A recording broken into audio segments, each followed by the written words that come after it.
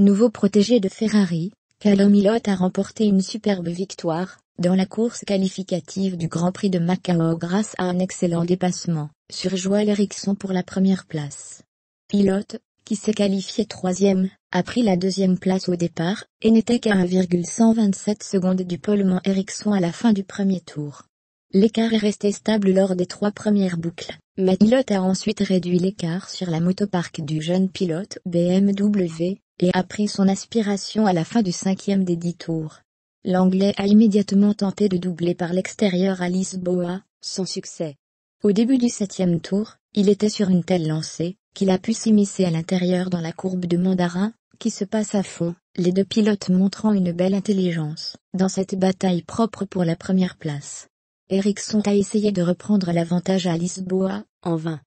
Lire aussi, Top 10, les meilleurs pilotes de F3 Europe en 2017. À la fin de ce tour, Ilott avait déjà de 480 d'avance, et 3 tours plus tard, il a franchi la ligne d'arrivée près de 8 secondes devant. La première fois que j'ai essayé de doubler Joel, je ne l'ai pas fait au bon moment, et j'étais du mauvais côté, explique le pilote Prema, donc je me disais que la fois d'après, j'essaierais de le surprendre un peu, et de l'avoir dans Mandarin. Je ne m'attendais pas à creuser l'écart si vite, mais j'attaquais. Puis, quand j'ai vu l'écart, je me suis dit que je pouvais me détendre un peu. Eriksson, dont les pneus arrière se dégradaient fortement, a passé le reste de la course à résister à son coéquipier Sergio Sette Câmara. Le Brésilien est l'un des nombreux pilotes qui ont profité de l'envol manqué de Lando Norris, victime d'un problème d'embrayage au départ, qui est tombé à la 9e place au premier tour. Déjà remonté à la 5e place au premier virage, Sette Câmara a ensuite dépassé Ferdinand Habsburg pour la 4e place à Lisboa et Maximilian Guinté pour la 3e à Mandarin. Norris, quant à lui, a taillé sa route dans le peloton, pour revenir jusqu'au 5e rang, mais lui aussi a été victime de la dégradation de ses gommes, et a chuté au 7e rang.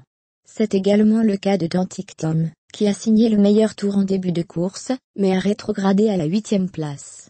Habsburg a ainsi repassé Norris, tandis que Pedro Piquet a démontré un superbe rythme de course, dans sa Van Amersfoort après une Q2 décevante.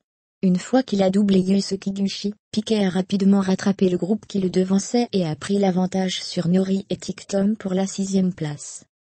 Kiguchi a fini 9e pour BMAX Racing, alors que Guan Yu complète le top 10.